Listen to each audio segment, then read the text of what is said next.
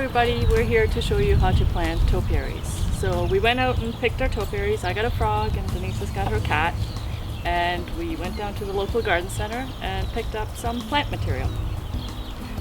Some people think it's actually really difficult to plant. It isn't. It's really easy, and we're going to show you a couple different ways to plant.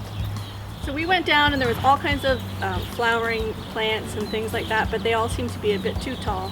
We prefer to stick with plants that are a little bit low growing so they can keep the shape of the form and there's not so much maintenance involved. Karina picked a Haworthia, which is similar to a hens and chicks as far as the water requirements and maintenance. It also gives off babies. She's probably going to use that to go down the side of the frog to create a ridge, and then she'll use either this stone crop or this stone crop, which is just a sedum and they require very little water as well. And I couldn't decide between woolly thyme, which is a low creeping plant, or Irish moss, but I think I'm going to use Irish moss for my cat. So before you plant your topiary, you need to wet the moss really well. We like to use a container and actually dunk the topiary if it's small enough. If you have a larger item, you would use your gardening hose or something to wet it really well. When you dunk the topiary, just put it in the water and wait for all the bubbles to come out. Once it's done, take it out and drip dry it. Now that our topiary is wet and the excess water has dripped out, we're going to start planting. Now, I don't know much about plants, so when I went to the local garden center, I really liked these two. I asked the associate to kind of tell me a little bit about the plant, just in the way it roots, so I know how to plant it into either the ground or, in our case, the topiary. She was very helpful and told me that with these ones, I simply have to pull them out, and I kind of take a little bit of the excess leaf off, poke a hole into the moss, something sharp, and stick the little end right into the moss and fill it around. And it will root just like that. So I'm going to keep doing that, and hopefully it'll look pretty.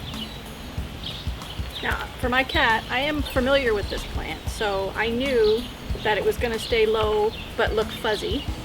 And it also roots a lot. So anywhere, if I just take it out of the pot and I just literally rip pieces like this, I can plant this right into the moss and continue on.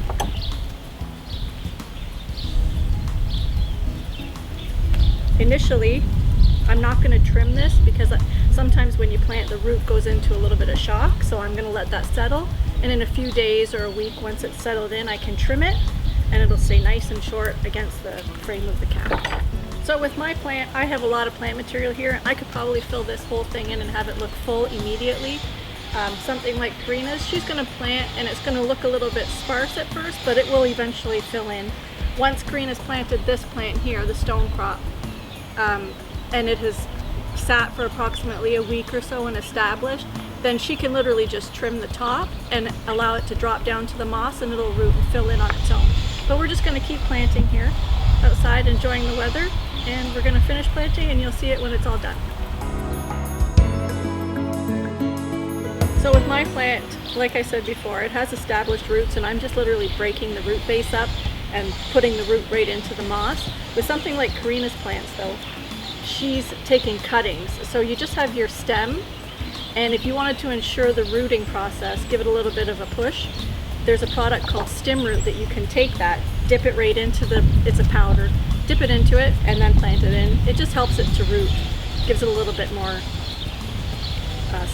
little boost To get started.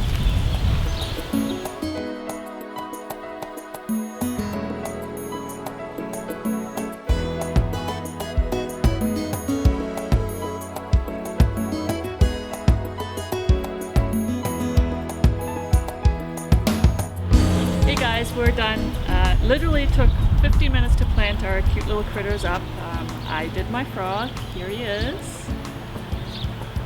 And here's Denise's cat. Now we didn't show as much of the planting that Denise did because mine took way longer than hers. Hers covers a greater area at once. The just the way the plant grows. So mine did take longer. Now what we're going to do is... Well, so now you're going to take them and you're going to put them into a shaded area for about a week and water them like a hanging basket. Whatever the plants require, that's kind of what you want to water them. I would keep them moist maybe for the first week, but I would also use a starter fertilizer. And then once they're established, after that you can put them wherever you want them to go, in your garden or wherever. And our next video, we're going to talk about maintenance of the plants. So thanks for watching.